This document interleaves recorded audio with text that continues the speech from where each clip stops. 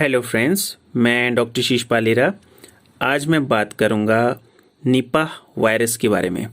Nipah virus के क्या क्या साइन सिम्टम्स हैं और उसकी क्या क्या मैनेजमेंट है। तो सबसे पहले समझते हैं कि निपाह वायरस है क्या चीज़। निपाह वायरस एक तरह से एक जूनोटिक वायरस है। जूनोटिक वर्ड का मतलब होता है कि ये जानवरों से इंसान में फैलता है।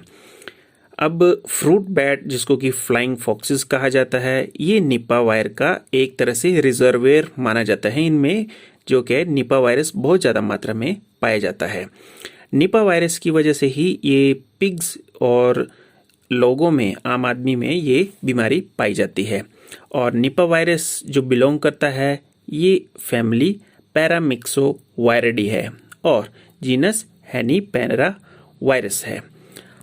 यदि निपाह वायरस इन्फेक्शन किसी को हो जाता है तो उनमें एन्सेफेलाइटिस, जिसको कि ब्रेन में स्वेलिंग कहा जाता है, ये लक्षण मिलते हैं।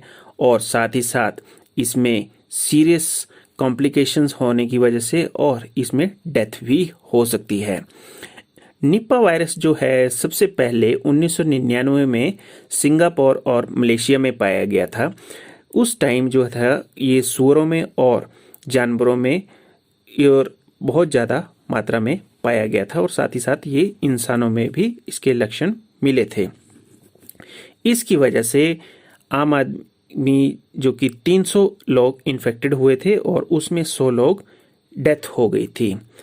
अब इन्फेक्टेड फ्रूट बैट अगर ये लोगों में, सूअरों में पाया जाता है, लोग यदि इनका नज़दीक कांटेक्ट में आते हैं, यदि इन्फेक्टेड फ्रूट बैट के नज़दीक में आते हैं, तो जैसे कि इनके सलाइवा होता है, बॉडी फ्लूइड होता है, यदि इसके डायरेक्ट कांटेक्ट में आते हैं तो ये इन्फेक्शन जो है वो आम लोगों को भी हो सकता है।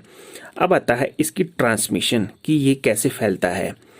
निपाह वायरस जो है लोगों में फैलने का कारण है ये इन्फेक्टेड बैट्स के या इन्फेक्टेड सूअर के संपर्क में आने से, जैसे कि इनका जो खून है, सलाइवा है, यदि इन की वजह से या कोई फ्लूइड्स हैं, इस वजह से यदि आदमी कोई इनके कांटेक्ट में आता है तो उसको ये इन्फेक्शन फैलता है। यदि कोई फ्रूट जो कि बैट द्वारा खाया गया है या उसकी सिक्रीशंस जो कि फ्लूइड सिक्रीशंस है, उस वजह से यदि वो फ्रूट जो है वो कंटेमिनेट हो गया है और उसी कंटेमिनेटेड फ्रूट को यदि वो सूअर या इंसान उसको सेवन करता है तो उसका इन्फेक्शन जो है वो उस सूअर और आदमी को हो जाता है। अब इसका सिक्रीशन जो होते हैं, जैसे कि सलाइवा या ब्लड या उसके यूरिन या कोई अदर फ्लूइड जो फ्रूट बैट की सिक्रीशंस हों, उनका डायरेक्ट कांटेक्ट इंसान से होता है तो ये इंसान में इन्फेक्शन करती है। अब आता है इसके इन्फेक्शंस के क्या क्या साइन और सिम्टम है। कोई भी व्यक्ति अगर निपाह वायरस का इन्फेक्शन होता है तो इसमें माइल्ड से सीवियर कॉम्प्लिकेशंस आते हैं, जिसमें कि सबसे पहले स्वेलिंग ऑफ द ब्रेन और पोटेंशियली कई बार डेथ भी हो जाती है।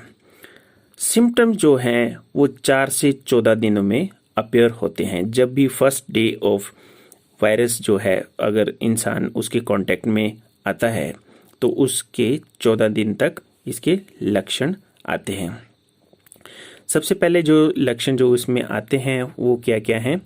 फीवर, हेडेक होती है, खांसी होगी, सोर थ्रोट होगा और सांस लेने में दिक्कत होगी और इसके साथ साथ वॉमिटिंग होती है। सीवियर सिम्टम्स में कई बार डिसओरिएंटेशन पेशेंट को फील होता है, ड्राउजीनेस फील होती है या कन्फ्यूजन फील होता है, इवन की साइजर जिसको कि दौरे कहते हैं, कोमा तक हो सकता है और इसी ब्रेन स्वेलिंग की वजह से कई बार डेथ भी हो जाती है, जो कि 40 से 70% केसेस में अक्सर ये होती है। लॉन्ग टर्म साइड इफ़ेक्ट जो इसके आते हैं वो है ज़्यादातर परसिस्टेंट कन्वर्जन्स, बार बार दौरे पड़ना या कई बार पर्सनैलिटी चेंजेस, ये इसमें लॉन्ग टर्म इसके साइड इफ़ेक्ट हैं। अब इसको डायग्नोसिस कैसे कर सकते हैं? अर्ली स्टेजेस में इसका एकदम से पता नहीं चलता है, तो लेबोरेटरी टेस्टिंग इसमें की जा सकती है, जैसे कि इसमें पॉलीमरेज चेन रिएक्शन जिसको कि RT-PCR कह सकता है, ये इसका जो स्वैब जिस थ्रोट और नजल स्वैब ले जा सकता है, या सेरिब्रोस्पाइनल फ्लूइड, यूरिन और ब्लड का स्वैब भी लिया जा सकता है। अब आता है ट्रीटमेंट के बारे में। करंटली जो है इस टाइम इसका कोई ऐसा इस तरह से कोई फिक्स ट्रीटमेंट नहीं है। इसमें ज़्यादा से ज़्यादा लिमिटेड या सपोर्टिव केयर की जाती है, जिसमें कि रेस्ट दी जाती है, हाइड्रेशन की जाती है, और जिस तरह से सिम्टम आ जाते हैं सिम्टोमेटिक ट्रीटमेंट इसमें दिया जाता है। अभी तक जो है इसमें इम्यूनोथेरेपिक ट्रीटमेंट के जो है वो काम किया जा रहा है, जिसको जैसे कि मोनोक्लोनल एंटीबॉडीज़ के जो कि अंडर डेवलप हैं अभी। तो ये थी इसकी ट्रीटमेंट के बारे में। अब आता है इससे बचाव कैसे किया जा सकता है। सबसे पहले आता है कि हाथ रेगुलर धोने हैं, जो कि साबुन से या पानी से इसे अच्छे से साफ किया जा सकता है। कभी भी सिक बैट्स जो कि चमगादड़ हैं उनके कभी भी डायरेक्ट कांटेक्ट में नहीं आए, ना ही सूअर के कांटेक्ट में आना है।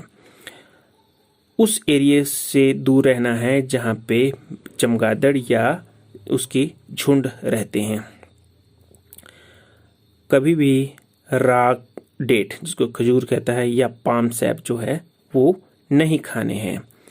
और कई बार ये है जो कि कंटेमिनेटेड फूड हैं या ऐसे फ्रूट जिसको कि चमगादड़ों ने पहले से खाया हुआ है, उसको तो बिल्कुल भी हाथ नहीं लगाना, ना ही उसको यूज़ करना है। और कभी भी जो कि इन्फेक्टेड निपा वायरस के पर्सन है या कोई बैट्स है उसके ब्लड से टच नहीं होना है, और ना ही उसके किसी तरह के बॉडी फ्लूइड से टच होना है। ये थी निपा वायरस के बारे में थोड़ी सी सावधानियाँ। आपको ये वीडियो कैसे लगा आप कमेंट बॉक्स में ज़रूर बताइए, और मेरे इस वीडियो को लाइक, शेयर और सब्सक्राइब जरूर कीजिए। धन्यवाद।